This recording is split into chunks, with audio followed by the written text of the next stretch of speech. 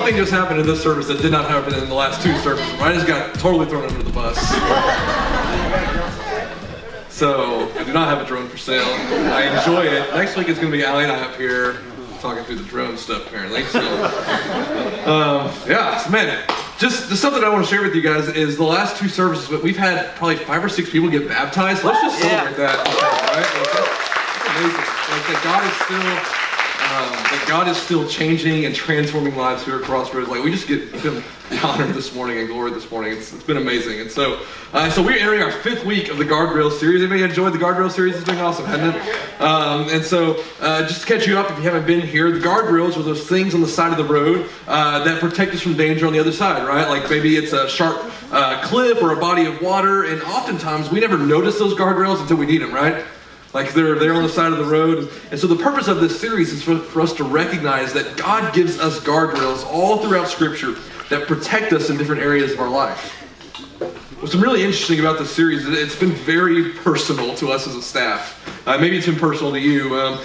Several weeks ago, Jason preached on schedules and business. Last week he preached on health, and he just kind of shared how personal that's been to him. And last week Wes talked about singleness, just how he's kind of navigated the single life for the last several years, and now he's engaged. And today I get the opportunity to talk about something that's very personal to Allie and myself, and that's the topic of money.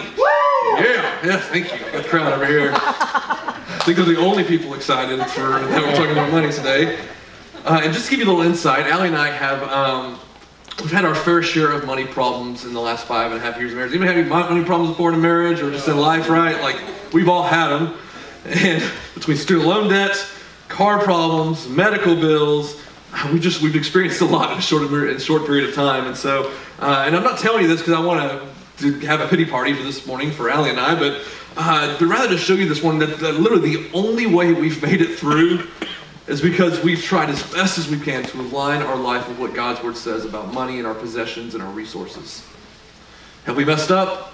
Yes. Have we made dumb financial decisions? You betcha.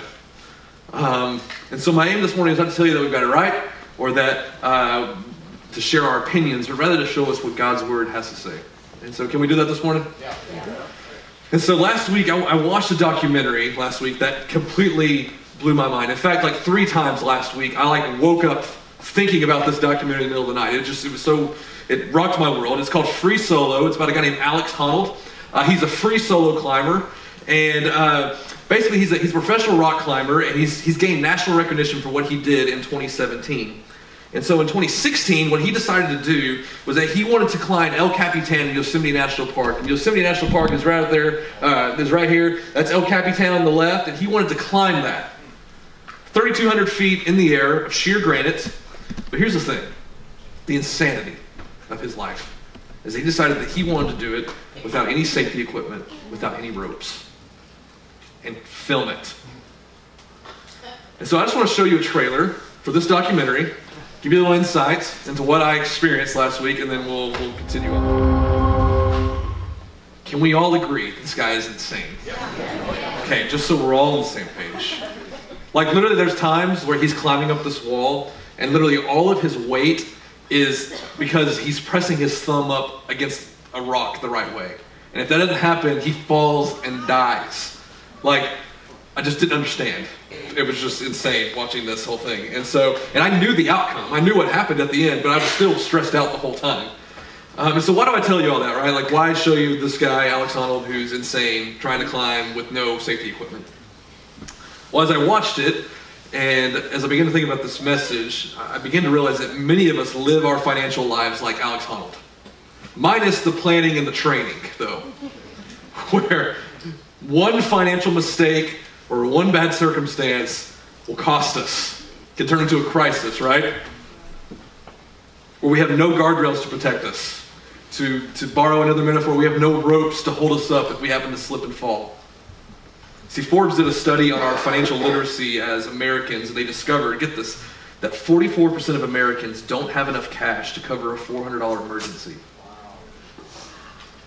They went on to say that the median out-of-pocket cost for an unexpected medical expense is $1,000, which means nearly half of our country is just one accident away from a bill that they can't afford to pay. See, financially, we're holding on to the side of a cliff with no ropes, praying that the AC doesn't go out because we don't know how we're going to pay for it, right? Or we wake up in the morning trying to starting the car, hoping it starts because we don't know how we can afford to fix it. We have no ropes to hold us up if we happen to slip, if something happens. About a month ago, my car battery died on the way to work, and Jason came and jumped me off. I had to go buy a new battery, and I'm not going to lie, there was a time in our marriage where buying a $150 battery would have been a crisis in the Clements household. Can you get an amen? Like, anybody ever been in that? Just be honest. Like, I'm just being honest this morning.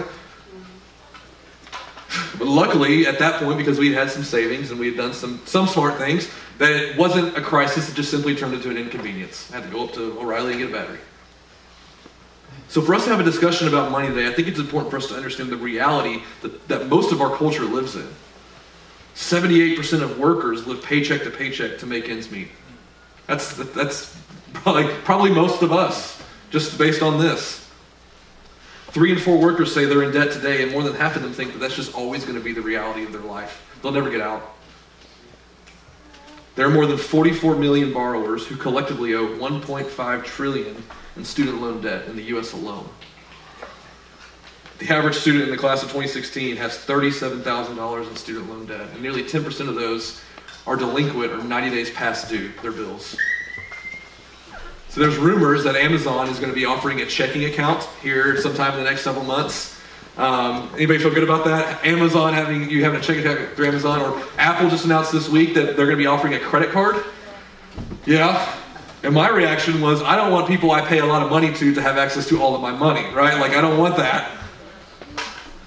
So knowing this is the reality of our culture, I think it's important for us to look at what the Bible says, amen? Like, we need to look at what the Bible says. The Bible includes, just to give you some comparison, around 500 verses on prayer and faith. To compare that to money, that the Bible includes 2,000 verses on money. And I believe the reason the Bible spends so much time talking about it, just in a very practical sense, right? Like we need money to survive, for just to live, basic needs, to meet those basic needs in life. And what's the reality is that oftentimes if we handle money poorly, it means life's going to be pretty difficult, right? Money is the subject of nearly 40% of Jesus' parables, the stories that he would tell. And a place that we see Jesus address money and possessions is in the Sermon on the Mount. And the Sermon on the Mount is a great section of Scripture where we see Jesus, he just gives us practical ways for all areas of life. How that we can live differently than the culture around us. Because can't we agree that culture tells us to spend money a certain way, right? And it's not the way that the Bible tells us.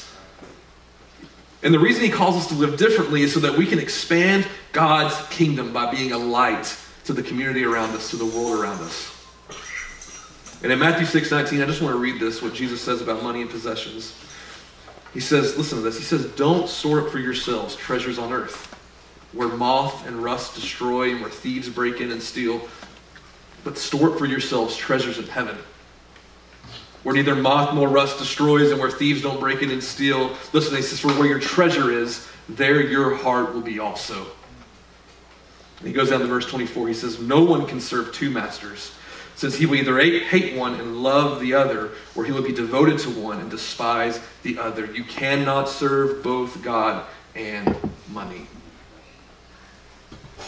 So before we dive into this more, I think it's important for us to understand what Jesus isn't saying.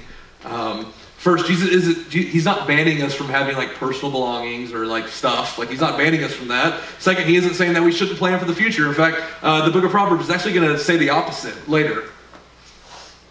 The issue that Jesus is addressing is this question. I think we all need to ask this question at times, is this: whose kingdom are we building? Jesus said, don't store up for yourselves treasures on earth, because there will come a day when they're useless to you. And the people listening to Jesus' sermon probably knew exactly what he was talking about, because moths, they would come in and they would eat away your clothes. Rats and mice would come in and eat the stored grain. He talks about thieves would come in and break and steal your possessions. And literally nothing was safe in the ancient world. And see, we don't really get this today, right? Because most of us live in some semblance of security and safety within our homes. However, the truth that Jesus is making is still relevant to us today. My pastor would say this growing up. He would say, you'll never see a hearse pulling a U-Haul.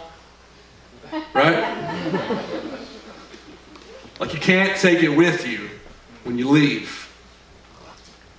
But here's what happens. Sometimes we can get consumed with building our own personal kingdoms, that we miss the eternal mission and purpose that God has for our life. We can get consumed with making sure the house gets all the upgrades, or the kids get all the sports equipment they need because they're probably going to go pro, right? No. We want the car with the latest accessories, the newest smartphones. You got to make sure I'm catching up on the latest fashion trends, or the Joneses just bought a drone, so we got to buy a drone, right? Like that's, so I've done it. And after a while, we begin to show where our real treasure is. And what's difficult is that none of those things are bad. It's just our infatuation with stuff begins to reveal the condition of our heart. For where your treasure is, that your heart will be also. To put it in modern terms, what your expenses on your bank statement show is probably where your heart is. Jesus says, but store up for yourselves treasures in heaven, where neither moth nor rust destroys, where thieves don't break in and steal. And see, what Jesus is saying is that we should leverage every aspect of our life so that we can expand God's kingdom and not our own personal kingdoms. And I don't think Jesus is just talking about money here. We can kind of get wrapped up in that, but the first guardrail I want us to talk about this morning is the guardrail of stewardship, because I think we need to start there. I think it's important for us to kind of redefine what the word stewardship means. At times I think we've watered down stewardship to just writing a check to the church once a month, but stewardship involves so much more in our life. There's a book I've been reading called God and Money, and they define stewardship this way. I love how they define it. They say, stewardship is the active and responsible management of God's creation for God's purposes. Think about that. That we are stewards of everything that God has given us. To put it another way, stewards are people who are managing something that someone else owns. But for us to understand this definition, I think there's some shifts in our mind that we have to make. And the first one is this, is that everything we own belongs to God. Yeah. I think that's something that we just need to confess this morning, that sometimes we try to hold on to our stuff, but can we just confess that everything he's given us is his? Colossians 1:16 says, all things were created by him and for him. King David says in 1 Chronicles, he says, for everything in heavens and on earth belongs to him. See, I'm quick to give myself credit when things go well financially and I kind of see God as my supporting cast in life. But that's the wrong understanding of stewardship. Our mentality should be that everything we own belongs to him because he created it. The second shift we need to make in our mind is that everything we own should be used for God's purposes. Earlier, we defined stewardship as kind of this active and responsible management of God's creation for his purposes. And this definitely can involve giving to a local ministry like Crossroads or another church or to a nonprofit, but it involves so much more than that. Like seeing ourselves as stewards should give us a whole new mindset when it comes to how we leverage all of the resources in our life, whether it be our finances, our homes, the giftings that God has given us with, our vehicles, the food in our pantries. Like stewardship involves everything we own. This book I've been reading, it says this about stewardship. It says, our resources should be seen as a means to serve God's kingdom. And our homes should be open to guests, our cars open, our car keys held in open hands, and our fridges free to be raided. I love that. Like, I don't think what they're saying is that we need to give everything away foolishly, but I do think we need to be good stewards of, like, share the things we do have. Share the things God has blessed us with. Like, when I read this quote, it kind of reminded me of my mom growing up, like, during the summers, when 50 kids would come over to our house to play football, and everybody would have Pringles. She would give Pringles and make Kool-Aid for everybody. Because she wanted kids to know that this was a safe place for you to be. That we're going to steward our pantry for these kids that are coming over and playing football. Another example of this in my life is a couple by the name of Mark and Vicki Harmon. I think we have a picture of them up here. This is them in their Bible study. Mark is on the right, he's in the red, and then his wife Vicki is in the black and white striped shirt. And they're actually my brother-in-law's parents. And both of their kids have been out of the house for the last 10 years. And so they're empty nesters. And what's been amazing is that they've used their home in an awesome way, their house. They've essentially said, we're going to use our home as a weapon for discipleship and evangelism and growing God's kingdom. And for the last 10 years, they've housed international college students who are attending a college in Arkansas. Because they have these empty bedrooms, they decided we're going to leverage our home for the mission of God. They also lead a Bible study for international students on the campus of the local university. That's their Bible study up there. They also house missionaries. When missionaries come home, come back to the U.S. to help raise support, they'll house missionaries. And what's awesome is a couple years ago, they actually bought a larger home so that they can make a larger impact on students. They wanted more students in their home. See, it's an amazing picture of stewardship. Like, stewardship is when we recognize that everything we own belongs to Him, and it should be used to further God's mission.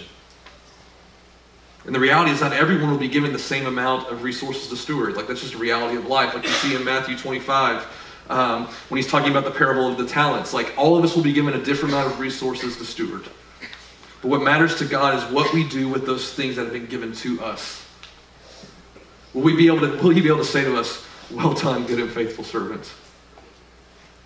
Are we going to expand the kingdom with the resources He has given us? And so that's the guardrail of stewardship. The next guardrail I want to talk about is the guardrail of giving. And the way the church is often defined giving in the church is through tithing. Maybe you've heard that term in church before. That in the Old Testament we see tithing is you giving 10% of your income as a common form of giving among the people of God. And tithing was a command you see in the Mosaic Law. And you never see Jesus directly talk about tithing except when he's talking to the religious leaders who were tithing, but they were ignoring other aspects of their faith, and he was basically calling them hypocrites. And so when you read the Sermon on the Mount, what you see Jesus do is he'll take commands in the Old Testament, and he's going to address the condition of our heart. The same thing happens with the topic of giving and possessions. Jesus and Paul, they address the topic of giving, and they do it through the condition of our heart. How you give reveals the condition of your heart. And so the guardrails of giving are this. The first one is that our giving should be cheerful and not coerced. For instance, we don't want you to leave here today thinking that like we just want your money. Like, that's not what giving should be. We don't want you to feel guilted or coerced into putting money into an offering box at a church. We don't pass a plate here, but sometimes I feel like maybe sometimes people think during times where we pass plates, it's like the time for us to tip God, you know? Like, sometimes it feels that way, right?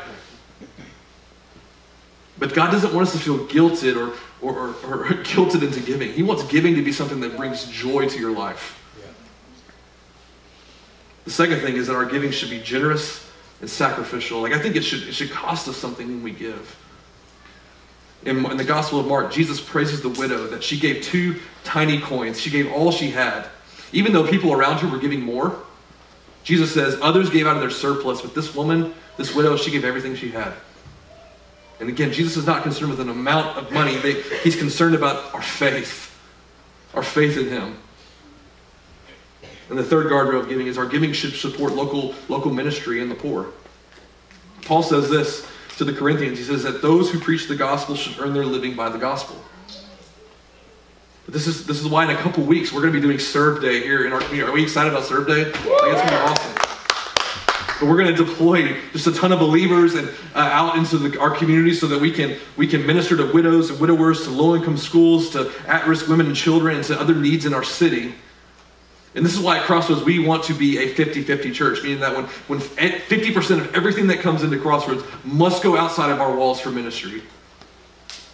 So we want us to have confidence that when you give to Crossroads, you're supporting ministry and people's lives being impacted, transformation happening, like we saw this morning with people professing that Jesus is Lord. Yeah.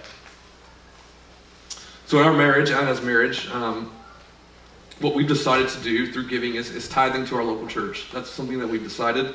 Randy Alcorn calls tithing the training wheels of giving. And the only reason I feel comfortable saying that this morning is because I'm not bragging on myself, I'm bragging on my wife. Because it was something that her parents did growing up, and the only reason that we're doing it is because she said we're going to do it early in our marriage. And I'm not going to lie, there were times where I wanted to stop, because to me, financially, it did not make sense in my brain. Like, the math did not add up. But see, here's the thing, looking back, I'm so grateful she did that. Because giving can have a powerful impact in your life. Like, in our experience, like striving to give generously, it breaks the power that money has on you. Because it doesn't own you.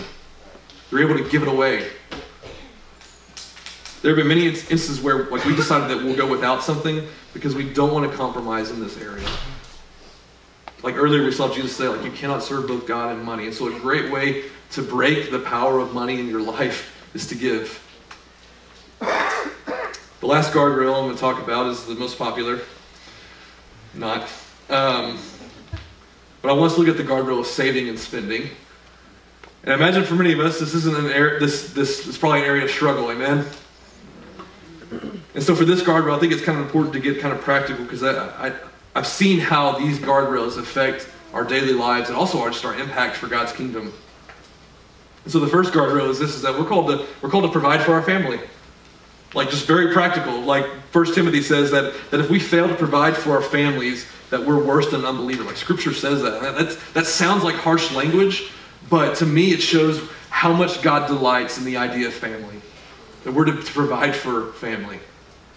The second guardrail is that we're to save for the future. Proverbs 13:22 says, a good man leaves an inheritance to his grandchildren. So if you want to leave an impact on the kingdom beyond your earthly life, show your children what it looks like to be good stewards of the resources they've been given. Dave Ramsey recommends that after getting out of debt, you to have like 3 to 6 months worth of an emergency fund set aside. Just you don't touch it unless an emergency happens. Just have that aside. And then when you have that aside, start putting 15% of your income into retirement. Other financial experts say different stuff, but the important part of saving is to have a plan. Jason shared this with me this week. He said, failing to plan is planning to fail. Isn't that so true? That's every aspect of life. And the last guardrail is one very personal to Allie and I, and it's one that maybe it's personal to you, and I know it's probably not popular to talk about, but the last guardrail is avoid debt. And I'm just going to camp out here for a second, because based on the stats I read earlier, there's a good chance that many of us in this room are dealing with this, that are walking through this. In Proverbs 22:7, Solomon says that the borrower is slave to the lender. In other words, if you have to do financial gymnastics to figure out if you can afford it, you can't afford it. I imagine this might be, I know this is not the most popular scripture, but Allie and I, we are proof of how debt can put a strain in your life. When I say debt, what most financial experts talk about is consumer debt. Like basically any non-mortgage debt, so like credit cards and car payments and student loans and all that stuff. And for the first 5 years of our marriage, we struggled to stay above water. Like it was hard because of those loans and all those things. And so before I move forward, I just want to give us some comfort this morning if this is you. If you're here this morning and this is your reality, like maybe payday just happened, and you just got paid and you don't know how you're going to make it to the next paycheck. Like if that's your reality, like please know there's hope. That there's guardrails that God gives us in Scripture for how to steward and be good with our resources. It may not come fast, like it took us 5 years. But for some of us, our financial struggles, sometimes they're due to circumstances beyond our control, right? Medical stuff or whatever, or job loss. For others, maybe it's just a consistent pattern of just poor decisions. Maybe that's your reality. Allie and I have experienced both. We've had stuff happen, and we've also done really dumb stuff. Like, just to be honest. It was funny, most of our staff this week, we were telling stories of just stuff we've done with money. We were like, man, we're done. Like, just stuff that we've done, like, right? But please know there's hope. Like, don't walk out of here ashamed. Know that God gives us a plan. Thankfully, Allie and I, we made it our goal to get out of debt as soon as possible when we got married. And last year, we celebrated paying off our last student loan debt, which was amazing. It was crazy. We kicked Sally Mae to the curb. And the last year, before us moving here to Rowlett, we paid off over $40,000 of student loan debt, primarily because we lived with our in-laws. Like, that was our reality. So you can judge us. So, but when we did that, we allocated probably a lot of our funds just towards debt reduction. We didn't move in because we had to. It was more of a choice that we made, and they were grateful to let us do it. And the main reason we did it was because we didn't want to make the minimum payments for the next 30 years and be a slave to our debt. I'm not sure I would recommend moving in with the in-laws. Like, just to be honest, I can recommend it. It was great for us, for the season of life we were in, it worked. But the main point I want us to see today is that it requires sacrifice and a plan to avoid and stay out of debt. Like, you have to have a plan. Buying things we can't afford to impress other people will make you a slave to the lender, like Proverbs says. For Allie and I, what helped us the most was to make sure we were on a budget. Anybody, budget is a cuss word in your house? But when we started doing a budget, we were making sure we weren't spending money that we didn't have. There are great resources out there to help you make a budget. We happen to use most of Dave Ramsey's resources, but there's other stuff out there. But twice a month, we sit down as a couple at a table with pen and paper, and we basically plan out these designated pay periods that we have, and we promise to each other that we're not going to stray from this plan. That we're going to spend the money we have. We're not going to go over that. Do we mess up sometimes? Yes. Yes. Have we had great money fights? Like, man, when you start doing a budget, if you start doing a budget with your spouse or some, like, you start doing it, man, you're gonna have some good money fights. Just letting you know, like, it's there, it's gonna happen. Man, like when we first started, we were passionate about what we thought we should spend our money on. But now, because we feel like we're on the same page, I would say probably our money fights has gone down 90% than what it was. We used to fight about money all the time.